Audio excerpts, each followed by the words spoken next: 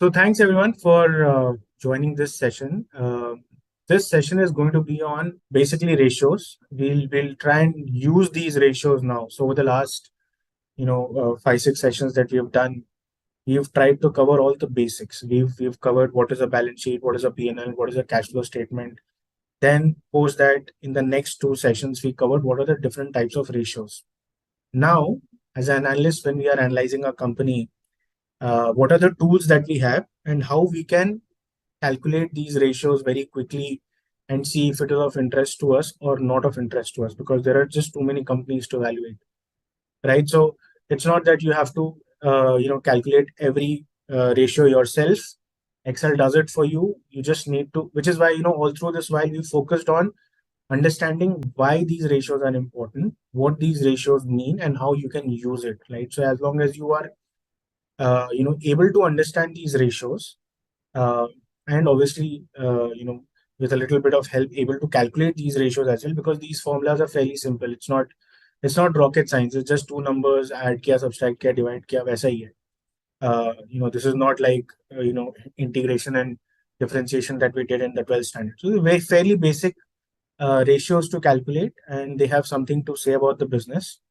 So in this session, what we are going to do is we are going to use all of these ratios that you've discussed before in the form of a case study. And then we have a template ready with us, which you've prepared, with the help of, online resources as well. And we've upgraded that template as per our requirements. So this template is very handy to use. And I'll tell you how to use this template along with screener.in. So one of the free and easy databases to use is Screener. I really like the quality of data that is there. I have used a lot of databases, but typically what happens is the quality of data is not as good. Basically, how they categorize what cost item into which line item, all of that is slightly not so accurate. I found that Screener is almost 90% accurate. Still very difficult to get to 100%, but works for almost 90% of the companies, right? So this template will help you evaluate most of these businesses, not to say all of the business, because let's say insurance businesses, NBFC businesses, these are slightly more uh, you know difficult to evaluate. You can actually create a separate template for banking, financial, NBFCs, insurance companies, but then those have to be separate templates because they don't fit into the normal ways of analysis of a, let's say, a manufacturing company or a services company, right? So let me do one thing. I'll quickly take you through Screener, because in all of this, Screener is something that you'll use very extensively, and in fact, even in your investing analysis, for you as well, it's very easy and free to just go to Screener and be able to shortlist companies, screen them basis a certain criteria, and then be able to download those numbers on an Excel sheet and analyze them, right? So that is how Screener has basically enabled people like us to be able to download numbers from the database and can use that for our analysis, right? So I'll quickly take you through Screener first. uh, it's a good tool. In fact, I think since launch, after I came to know about this, I've been sort of using it very extensively. I have other databases also like Capital IQ and ACE, all of that, but I found Screener to be fairly easy to use. Also, just to let you know, so this is a paid version that I'm using. You can actually, I think, go through the premium section. So these are the premium features. If you are a paid subscriber, and the subscription is only, I think, about 5,000 rupees an annum, so it's not that expensive.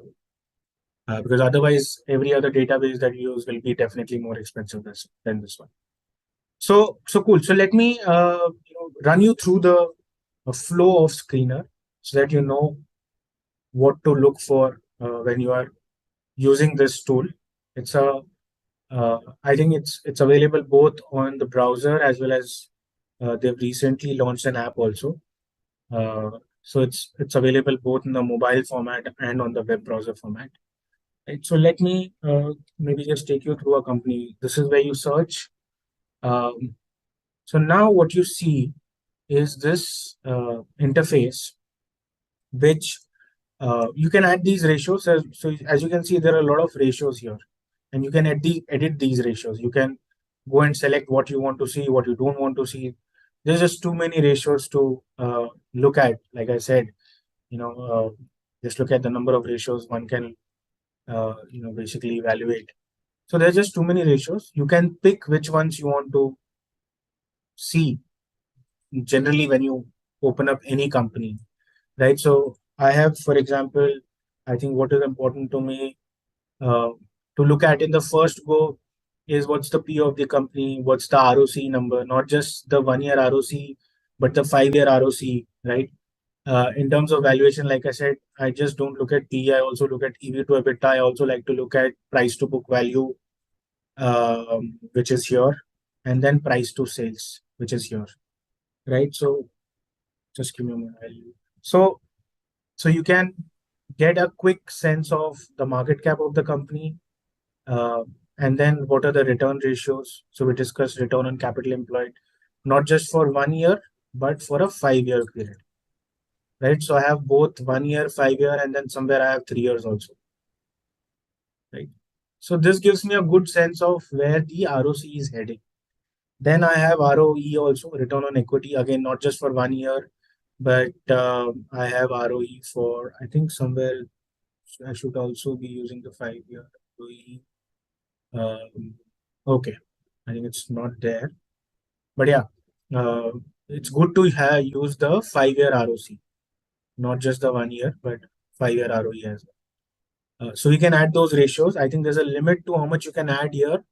If you're not a paid premium subscriber, if you're a paid premium subscriber, then you can add as many ratios as well. So there are, like we discussed, mix of profitability ratios. You know, we discussed all these ratios. So it's a mix of profitability plus return ratios, plus valuation ratios as well, price to earnings ratio, EV to EBITDA ratio. These are all valuation ratios. Then you have something called as enterprise value. Also, we discussed this. So enterprise value, and that takes you to EV to EBITDA, right? Uh, then I also want to look at the PEG ratio, which is nothing but your P ratio divided by the growth number. So this PEG ratio is a good ratio to sort of adjust for the growth, right? Assuming something is growing faster, so it will have a higher PE ratio. So what you do is you divide the P ratio by growth, whatever 18%, 20%, 30%. So then this ratio gets adjusted for growth, and then it's easier to compare one company with another company. Given that both of them will grow at different rates. So on the valuation ratio side, I also look at price to book value, uh, right? And then we have some efficiency ratios. So we have inventory days, we have asset turnover ratio. These are, you know, efficiency ratios. I also have the profitability ratio, which is operating profit margin, uh, and then solvency ratio, which is debt to equity, right? So what is happening here is, in a matter of few seconds, at max, it'll take me 1 minute to go through all of these ratios, and I get a sense of what the business is telling me. Is it a high ROE business? Is it a very expensive business? Is it one that gives you good dividend yields, right? Is it one that gives you good, return ratios, including your ROAs and ROEs and ROCs, right? And what's happening on the efficiency side? So my dashboard, for example, is a mix of all of these ratios, and I can add more. I can always go to the edit section and just keep adding more ratios. It also gives me, I'll clear this. It also gives me a short section here, which basically talks about what the business is. So in brief, you get to know what the business is, what are the different subdivisions. They so in a short, I think 1 page sort of description, it will tell you what the business is, what is happening, what are the litigations, what is the growth strategy. I mean, this is not to be used as a exhaustive research material, but something which helps you know and understand the business slightly more. So you can read this description to know what they do and what they don't do, right? So I think reading too much into this is not helpful, but for starters, I think it will give you good description of what the business is all about. Then we come down to the charts, and there are better ways to look at charts, but this is also very helpful. And what I really find helpful here is the valuation chart, right? So, for example, I can look at the PE ratio chart, or I can actually look at the EV to EBITDA chart, or the price to book chart, even the market cap to sales chart, right? So all of these are valuation charts. Typically, you just look at the price and say, the price has gone up so much, but very few people look at PE ratios, the valuation ratios in terms of their chart. Now, I have discussed this in multiple cases and multiple examples also, uh, but there's something called as uh, mean reversion, which stands true. So I'll write it bold here, right? It's called mean reversion. This is a very important concept, especially from valuation point of view, right? What it means is that your company, whichever company you are analyzing, will have its own cycles in terms of uh, how the PE ratio, or how the EV to EBITDA, or how the market cap to sales is moving, right? So, for example, for a very long period of time, this company called VST Industries, the average PE ratio was somewhere around 24, 25 odd, right? And then it came down uh, and started trading at something like 15. And since then, it has gone up, touched the average. This is the median P, which is around 17.3. So this dotted line that you see is the median P, or the average P, right? So what mean reversion says is that your valuation ratio will keep moving up and down around your mean ratio. It's not like, it'll just keep going up and up and up.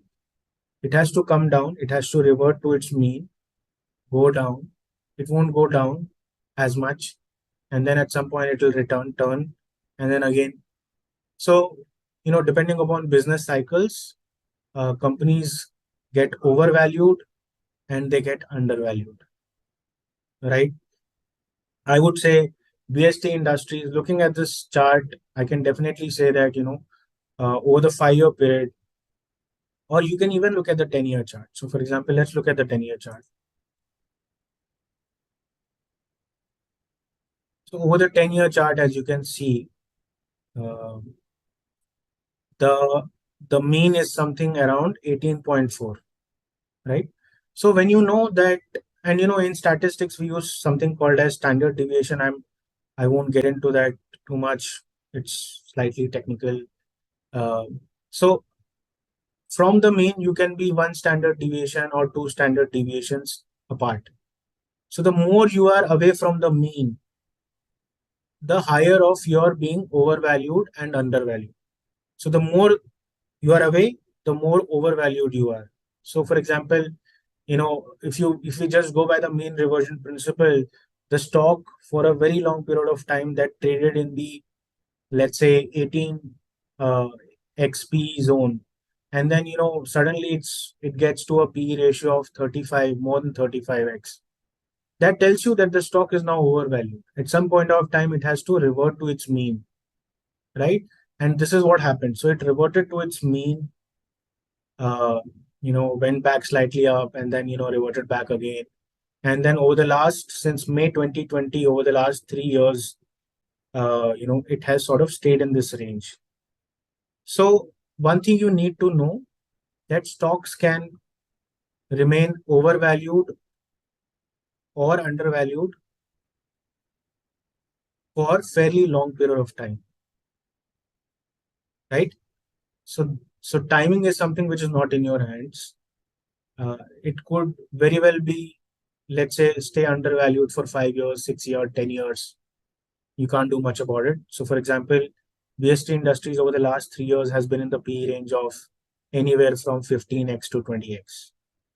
That's the range, right? Uh, so it hasn't gone into the overvalued zone. Basically, the stock price has underperformed over the last 3 years, right? Because the PE ratio has not re-rated. So something at 15, 20 PE, if it becomes 35, then it is called re-rating, right? Because it is now getting valued at a much higher multiple. So in analyst lingo, you call that as a re-rating. So what you don't want to be uh, as an investor, you don't want to be part of this cycle, right? Because you don't want to buy a stock when it is overvalued and just stay through this process. Because what is happening is, PE compression. It is also called PE compression. It is also called mean reversion. Nothing but, this is typical cyclic behavior. When something becomes very expensive, then over a period of time, it either goes through a time correction or a PE correction, you know, whichever way you look at it. Either the stock price will not change much, but the earnings will increase, and hence your PE ratio will keep going down. This is what is happening. Or the price will come down along with the earnings, and that will definitely lead to a re-rating. Right? So we'll get into this more detail. I just wanted to show that in Screener there is a nice option to look at these PE charts or EV to EBITDA charts, and make a build some conviction around whether your business is trading at below the mean P or above the mean P. I think it's a very good feature to have. I personally use it a lot. So just to give you some example, even if you think of very good companies, uh, so for example, I just remember this company called DV's Laboratories. So it's a very scaled, very large company, almost 77,000 crores of market cap, and it trades at a P of 32 right now. So look at this whole phase where the stock was just getting re-rated consistently. Look at this phase. It went all the way from a P of 30 to a P of 65. At this point of time, the stock is definitely overvalued, right? Because you know that it is almost doubled in terms of its PE, plus it is at the farthest from its mean. The mean is somewhere around 45. And then, obviously, post that mean reversion happens, the stock corrects, it comes down to a PE of 30. And then over the last 6, 7 months, it has sort of stayed this way. Now, logically speaking, this is a very good time to buy. I'm not getting into the what is wrong with the business. There could be other aspects also which need to be verified. But this looks like an interesting case to me because the stock is trading at a 5 year or a 10 year. So look at this. This is a 5 year chart, and over the last 5 years, the last time it traded around this level was in May 2018, which is almost 5 years ago. So in almost 5 years, this is trading at the cheapest level, right? So it does give me an incentive to read more about this company, get into the annual report, try and understand why this correction has happened. Is it a sustained correction, or things might start looking to go up from here? Because obviously mean reversion happens both ways. If it is high, it will get low, and if it is low, it will go high, right? So you can use these charts effectively to see which part of the chart you are in. Are you in the overvalued territory, or are you in the undervalued territory, right? And this has definitely made things a lot clear for me. For example, I just give you one more example. Kotak Mahindra Bank as of today, the kind of bank it is and the, great business that Mr. Uday Kotak has built over the last 35 years. I look at the price to book value ratio of this company and it is trading at almost 10-year low. So look at this. It is trading at a price to book of 3.5. Just a moment. It trades at a price to book of 3.5. And this is like, the last time it traded here in this zone was in May 2014. Right. So after May 2014 is now that the stock has got to a level of a price to book of 3. So definitely worth considering, right? It does tell you that this might have gotten cheap given its 10-year history. Now 3.5 book value is not cheap, but relatively speaking, over the last 10 years, it is trading at the cheapest level. So that does give me an incentive to read more about this business and see if there's an opportunity for me to make money, right? That's all. I mean, one can use these. If you are in this zone, then obviously, it is telling you that it might just be very expensive because it's already trading at a price to book of 5.5. Now, since we are into this discussion, I'll just take some more time and take you through what is happening with Bajaj Finance, because Bajaj Finance, people have said that it's a expensive business to be in. So let's look at what has happened over the last some time. If you look what happened during COVID, this March 2020 is your COVID period. So it was trading at a price. It came down to a price to book value of 4. Obviously, as you can see, it was a very good time to buy this stock. And then since then, it has moved to price to book of 12 and then now started correcting. So, it doesn't take a lot of gyan and knowledge to say that, if you are in this zone, if you are above the 12, then obviously you are very expensive. This is like a time to sell. I mean, if not sell, then at least don't buy at this valuation. And, one can definitely expect this to go back below the mean, right? And, I can talk about multiple examples, the whole IT industry, what happened during COVID, and then over the last, 1.5, 2 years, the amount of correction that we've seen in the IT stocks. If you just go through these P charts, you will know exactly it's nothing but what is happening here is mean reversion or P correction. That is all that is happening. Right? So it's a good way to sort of understand valuation, especially after looking at a chart. Typically, when we look at a chart, it's just the price chart. Most of us just look at this chart and say, "Oh, wow, the stock has done so well." But then mean reversion doesn't happen in the price. Mean reversion happens in the valuation. So, mean is not relevant for price. Mean is relevant for the P ratio or the price to book ratio or the price to sales ratio, whichever. Right? Then we have some pros and cons. This is automated. I think there's some algorithm built in to churn out these pros and cons. And then this is a very good section where you can compare it with other companies in the same industry. So as you've discussed before, it makes sense to compare the ratios either with your own history or with the companies in the same industry. It doesn't make sense to compare a Bajaj Finance with a Asian Paints. No comparison there, right? You can only compare Bajaj Finance with Bajaj Finserv, Cholamandalam, Bajaj Holdings, Shriram Finance, Muthoot Finance, and all the other NBFCs and banks that you have, right? So to that extent, this is relevant. It's not an exhaustive list. As you can see, you can only have 6, 7 companies here, but there are other companies also that you can compare to.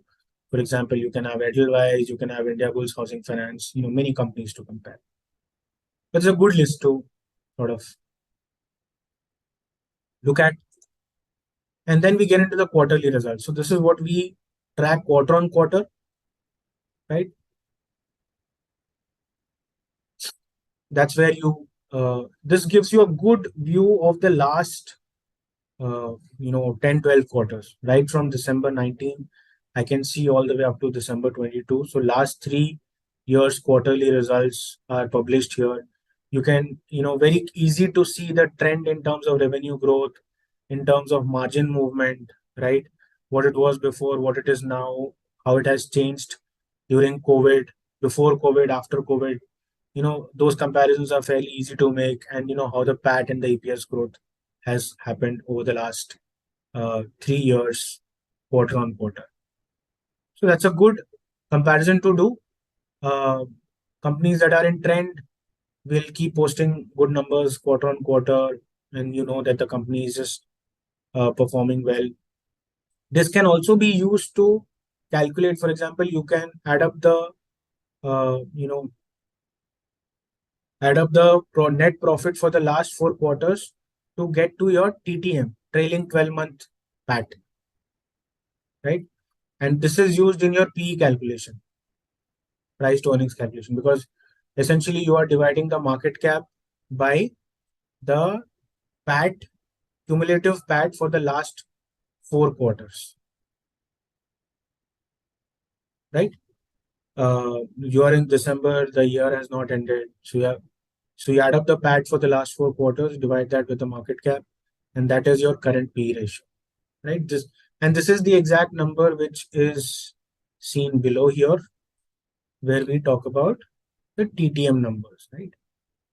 So the TTM numbers is nothing but they just add up the last 4 quarters. So this is the revenue for the last 4 quarters. This is the operating profit, and this is the PAT for the last 4 quarters.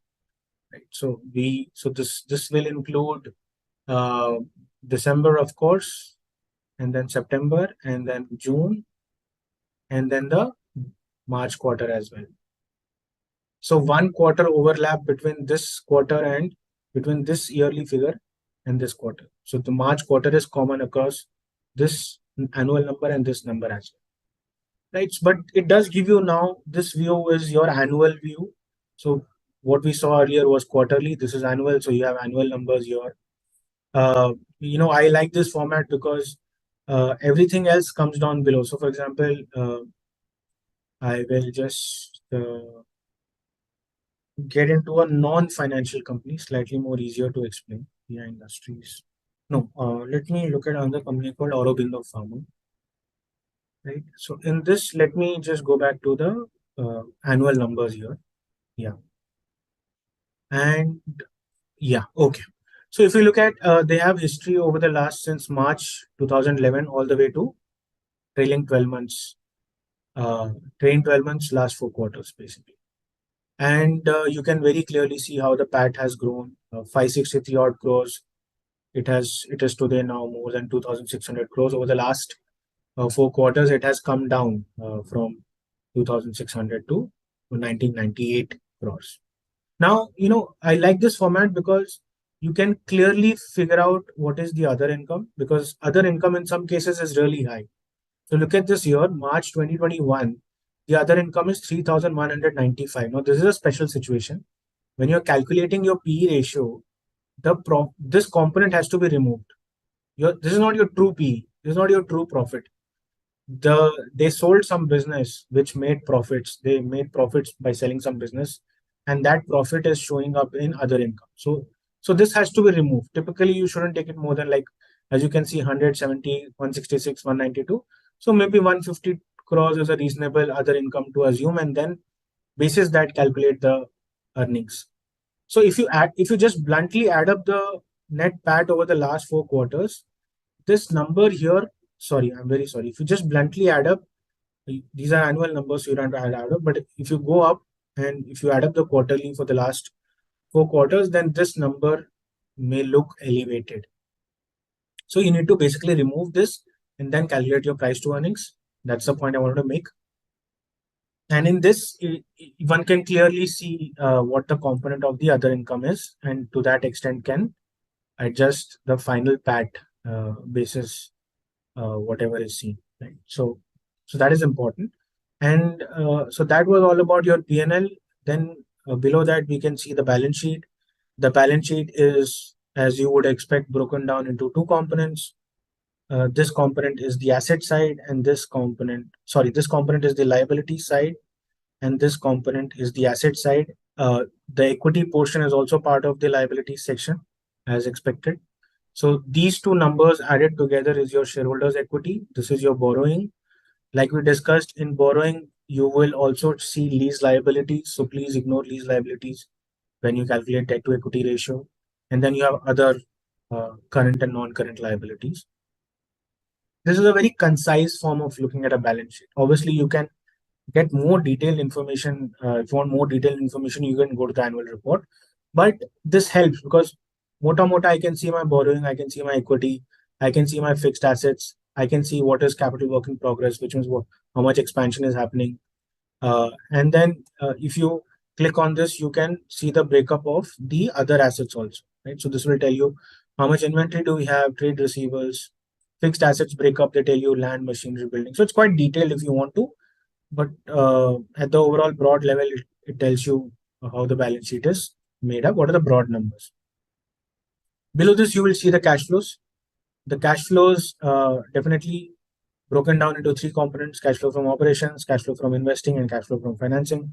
All of them put together will be your net cash flow. You can again break up these and see how much is stuck in receivables, inventory, payables. These are your working capital adjustments, uh, right? Then, as part of financing, you can see how much fixed assets purchased. So this is an important number. I'll come to that when you're looking at the Excel. And then your financing, right? So how much money was raised from equity, from borrowings, how much was paid, how much was repaid, how much was borrowed, how much did we pay in dividends, how much did we pay in interest. Everything is part of this financing, right? And then we have working capital ratios, receivable days, inventory days, payable days. That leads to your cash conversion cycle, which is nothing plus but inventory plus receivable minus payable, right? We've done this before. And then we can calculate the ROC also.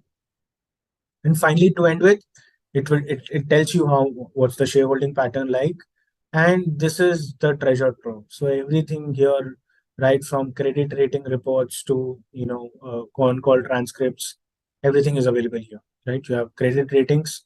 It makes sense to read these ratings to tell you how the view of credit institutions have changed about this over a time period, how they look at this company, uh, and then obviously con calls, quarter on quarter transcripts, notes, PPTs, presentations, and any and every update that comes on the NSE and BSE flows here in Screener also, right? So there's a very good way to keep track of what is happening in your company. And then obviously we have a list of annual reports for the last 4 or 5 years as well, right? So mota, this gives you a fair idea about all the P&L balance sheet and cash flow, all the important ratios, and whatever information that you need to read to know more about this company is also available down below in the form of credit rating reports, con calls, annual reports, and on a daily basis you can follow this company as to whatever is happening. So, a new, for example, I'll tell you, I think a stock, whenever there's a news and something significant, the company has announced a capex or they have done an acquisition or anything like that, this is the place where you will hear about that news. So whenever I, for example, see a sharp reaction in the market to any stock, I come here and see what news is there uh, with in relation to the company, right? In most cases, something was told by the company, revealed to the exchanges, which flows through directly here. Right? So this is your go-to place if you want to track your company on a day-to-day basis, right? So that's just a quick flow of Screener. Now what we will do is we want these numbers. For example, we want these numbers in our Excel sheet. Now how do we get these numbers in our Excel sheet, right? So what we've done is we've prepared a template. So as part of this template, you can go to the income statement, you can go to balance sheet, cash flow, ratio analysis, DuPont, valuation analysis, and we are adding more and more to this Excel sheet. So you may see different versions of this. For example, this is just version 1.0. As and when we refine our Excel sheets more and more, we add more ratios. We will circulate version 2.0, 3.0, and uh, as follows. So now let us understand how we can use this Excel sheet uh, with Screener. So this is a step by step, but let me just quickly tell you where to go. So So you see the option here to export the Excel, right? यहाँ से आप Excel के format में ये सारा data download कर सकते हैं, as simple as, right? Now, what Screener does is it allows you to download the um, data in the format that you like, right? That is the best part about Screener. So, for example, I have already created a format for myself. For example, I want my income statement like this: sales, expenses, cost of raw material, exactly this form. And I've also calculated my ratios. So I have pre-built formulas for operating profit margin, net profit margin, tax payout. Everything is pre-calculated. These are all, formulas that I've already inserted. Now all I have to do is just transfer the basic numbers from Screener. So I've created income sheet, I have balance sheet, and then I've created all the ratios that I want to calculate. In the cash flow statement, I've created all the numbers that I want. For example, I want the CFO to PAT ratio. I want the free cash flow number. So remember, we had this discussion on the free cash flow formula, right? So you don't necessarily have to know the formula by heart. We've already put that in the Excel sheet. You can just download the Excel sheet from Screener and it will calculate these numbers for you. So you can very briefly look at these numbers and say, does it look interesting, not interesting? And we'll discuss that. We'll discuss the ratios also. So this entire Excel sheet, just all the ratios put together in one Excel sheet.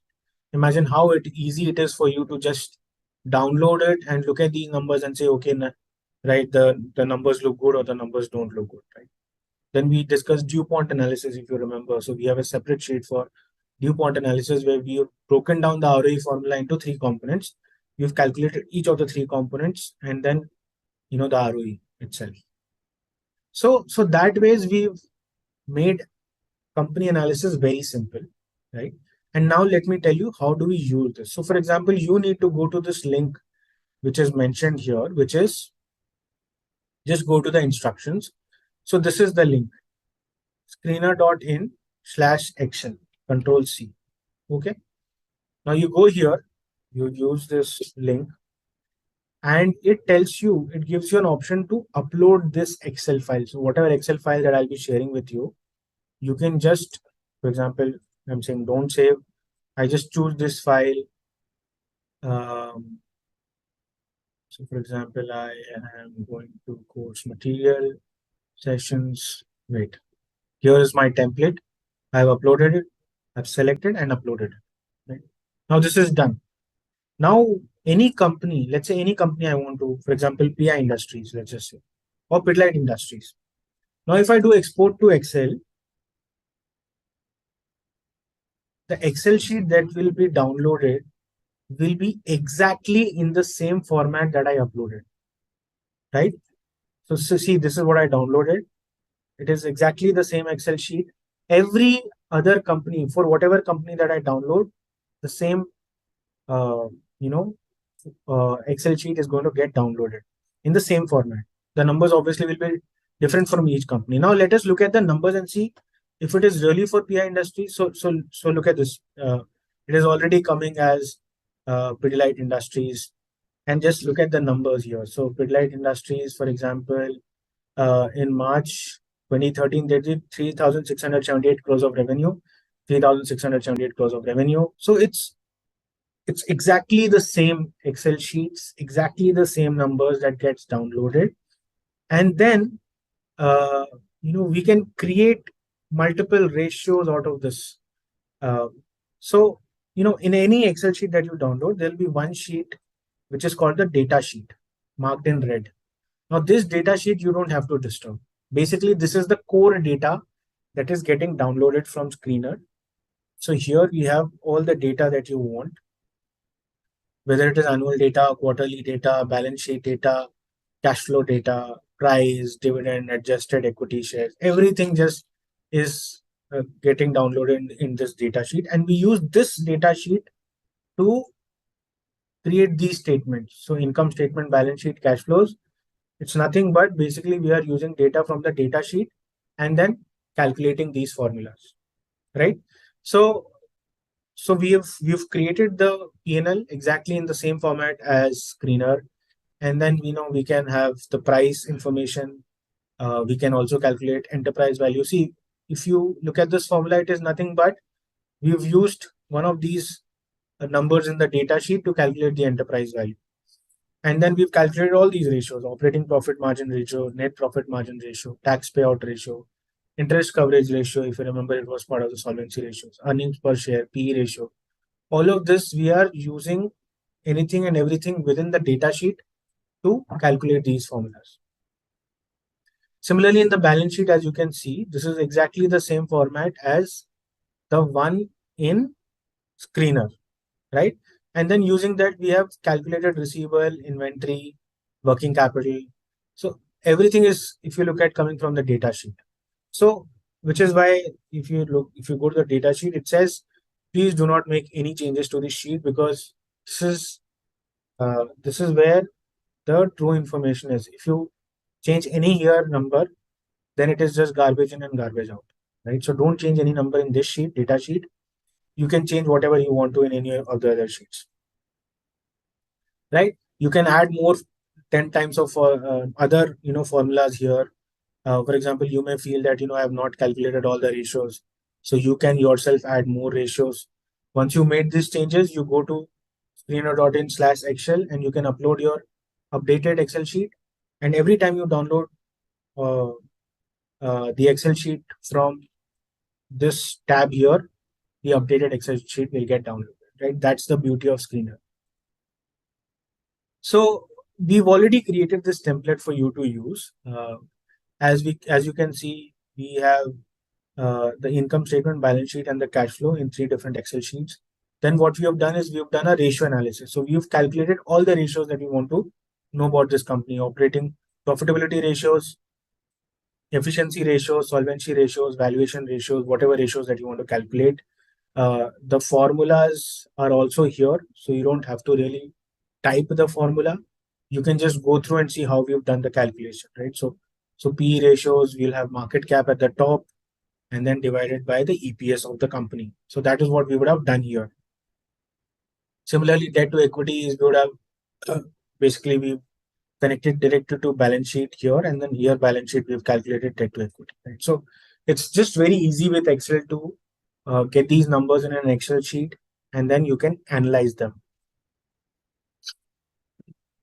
Now, for example, apart from the cash flow statement, we've added some other elements that we want to calculate. So we want to, let's say, calculate the cash flow from operations to the PAT ratio, and we want this to be at least in the 80 to 120% region, right? So as you can see, for this company, the cash flow from operations to PAT over a 10-year average is 100%, right? So the profit after tax is 8397 and the cash flow from operations is 8387. Very similar, which means you can imagine the working capital efficiency that this company has. And whatever PAT I am calculating over the last 10 years, this is cumulative PAT over the last 10 years, and this is the cumulative cash flow from operations over the last 10 years. Both of these being same, which means working capital efficiency is just too good. And how can I check that? I can go to my balance sheet and look at the receivable days. I can look at the inventory turnover. I can look at the fixed assets turnover. This will sort of tell me what is the working capital efficiency of the company, right? And then debt to equity ratio obviously is a solvency ratio. We have ROE and the ROC, the return ratio is also calculated, right? Here you can see the you know the net fixed assets turnover. The turnover itself has reduced all the way from 6.2 to 2.2, which is not a great sign. The receivable days is more or less in the same range, 40, 42 to 50, 60 days. So 40 to 50 days, you can say almost, less than 2 months is the receivable days. The inventory turnover has more or less been in the same range from 7.7 to 8 sort of zone. Debt to equity ratio is nil, and the ROCs have over a period of time reduced. So, March 14, 15, we were at 25 and 30% ROCs. Now we've come down to 20 and 60% ROC. So, this tells you the direction of how the company is evolving. In a lot of these businesses, re-rating happens when these ratios suddenly start to improve. Then the company starts to re-rate. So their asset utilization will go up, their receivable days will come down, their debt to equity will reduce, their ROA and the ROCs will start to go up. So over a 8 to 10 year time frame, you can compare these numbers in an Excel sheet. You can look at the trend and say whether the company is doing good, not good, and then you can decide whether you want to take a deep dive into this business or not. So essentially, this Excel sheet helps you look at these ratios very quickly. I mean, you can also do it in the screener itself, app itself. But like I said, it has to be a paid for you to evaluate all the ratios. The This version where you can upload Excel sheet and then download this template, it is available to all the free users also. So you don't have to pay a single rupee to Screener. It is completely free. All you have to do is just to create an account on screener.in, right? Similarly, you can calculate all these ratios. So from profitability point of view, efficiency point of view, and then what you can also do, for example, you have a slightly more hands-on with Excel sheet.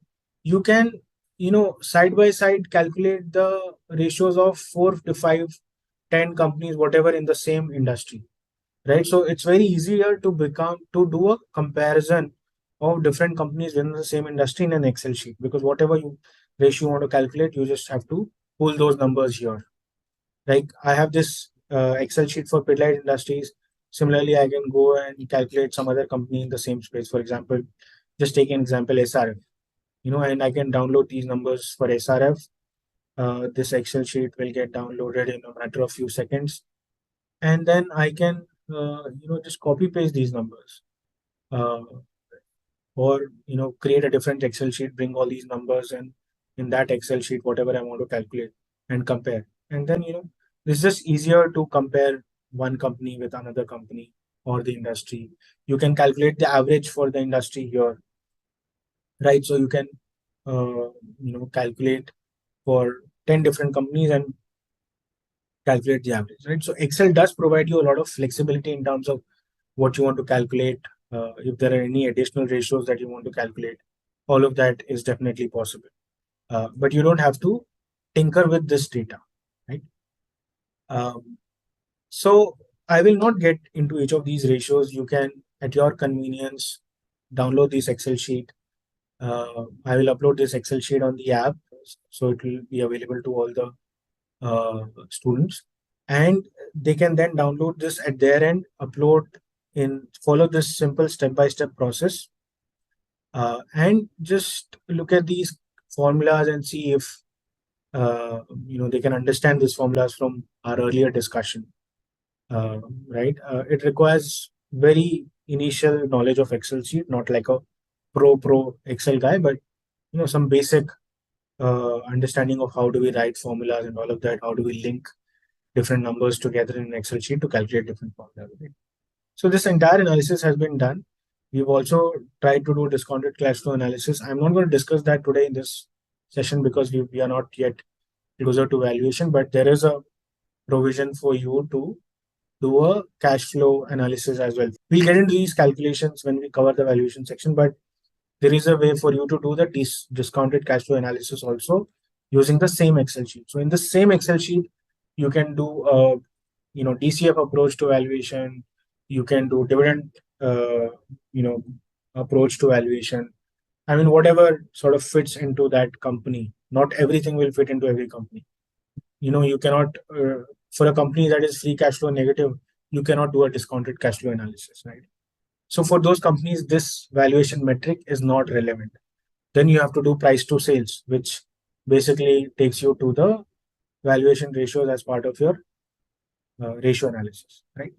So, so that is how you can basically use this Excel sheet and this template to analyze any and every company via screener. It's just very easy, and especially from the point of view of filtering companies. So let's say I want to look into the ratios of these companies over the last 15, 20, 10 to 15 years and see how it has changed. I can just download the Excel and look at the trend and see if I want to, if this company looks interesting or doesn't look interesting, and Basis that, then I can see if I want to get more deeper into the company or not. Now there is one uh, additional change that you have to do. It's an input that you have to enter once you've downloaded the Excel sheet, especially if you're doing cash flow analysis. Anything to do with valuation, DCF, cash flow, if you're using any of these ratios somewhere else.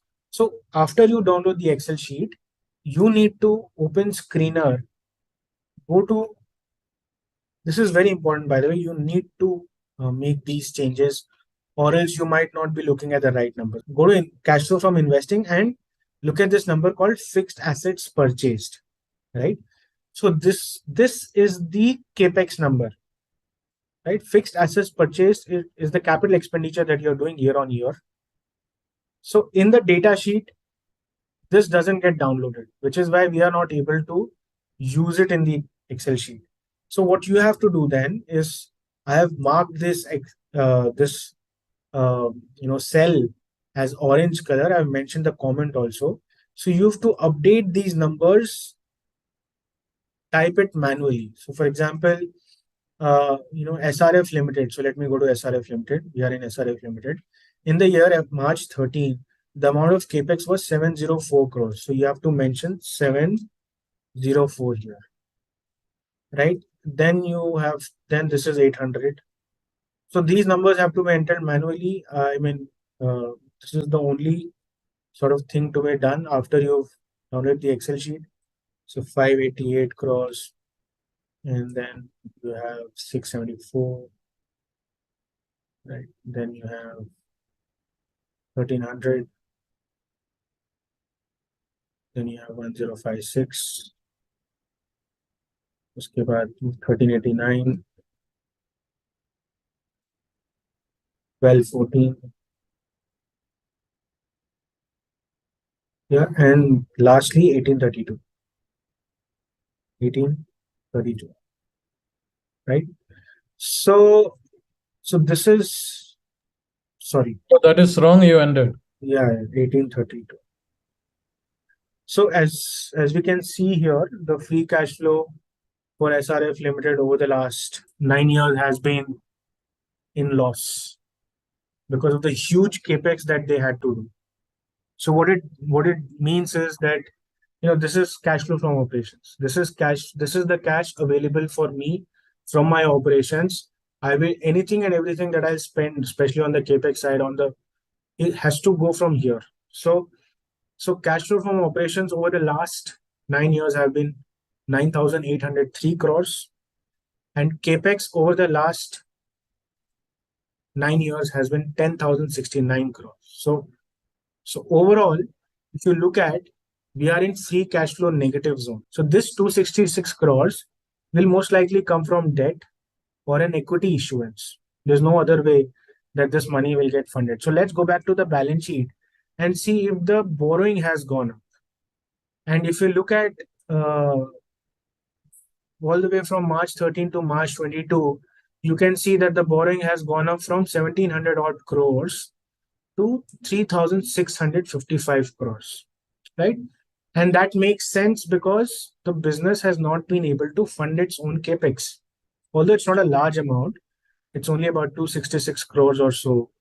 But it does, but free cash flow is negative. So there's no way that you can pay dividends out of the business itself, because whatever you made out of the business all got invested in the form of capex, right? So all 9,000 crores plus some additional few crores got invested into creating a capacity expansion.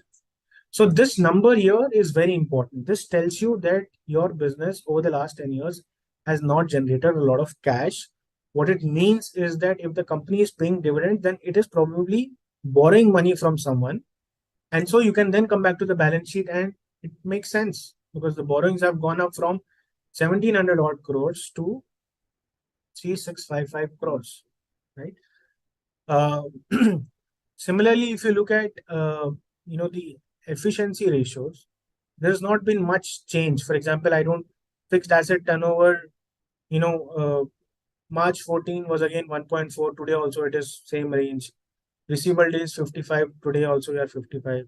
Inventory turnover 6.1, again 6.9. So what I think has definitely changed for the better is the debt to equity ratio. So although in absolute terms the borrowing has increased, but if you look at the equity, it has increased even faster. So because of which the debt to equity ratio has come down, and the ROCs, if you look at, have improved significantly. So which is why, if you now go back and try and understand why SRF has been a multi-bagger stock, if you just look at the 10-year CAGR, it is more than 53%, right? So now let's relate why, how did it get here? I mean, as to what happened in the business that it become a company which gave 53% CAGR over the last 10 years. So as you can see from this Excel sheet here, nothing much has changed on the working capital side, right? अगर वो improvement होता तो अच्छा था, but ठीक है. I mean, if the industry is operating at 30 days receivable, then there's nothing more I can do about that. So it's good if these working capital ratios improve, definitely very good, but it shouldn't deteriorate. So one good thing is that these ratios have not deteriorated, right? The other good thing that you can see here is the debt to equity ratio has come down over a period of time, which is definitely very good. The What you also see is that the ROAs and the return ratios have improved tremendously. I mean, look at this here. We were operating at 7-8%, which you can say is as good as your cost of capital. We've discussed cost of equity and cost of debt in our previous sessions. Now, these ratios have improved all the way to 24-25%. That's a huge improvement to have. Once your business starts to increase your ROAs and ROCs over a period of time, that is when the stock will start re-rating itself and it will become a multi-bagger company. On the cash flow side, what might be happening is that the company is wanting to grow more than its means. वो वैसी बात होगी, चद्दर फैलाने वाली बात होगी. Some people, they borrow money to grow faster, right? So if you are borrowing to grow faster, make sure that your ROAs and ROCs are more than your cost of capital, which I have that comfort in this business, right? So I can go to the balance sheet, look at these ratios and say, okay, yeah, of course, the company is doing at least 15-16% ROA, ROCE, and it is repeating that and in fact increasing that number year on year. So that tells me that even if I am borrowing, it is happening at, let's say, 8%, 9% cost of capital, but my return is much, much greater than my cost of capital, and hence it is still creating shareholder value. So even if on the cash flow statement, your free cash flow is negative, it is not a bad thing as long as the company is investing heavily in growth, right?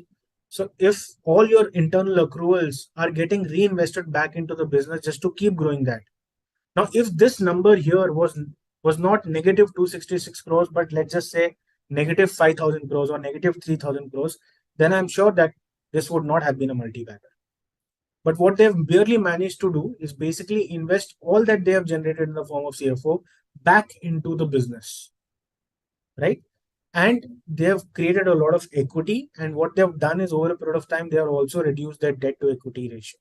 So debt in absolute terms is not a problem as long as your debt to equity ratio is within control and reducing, right?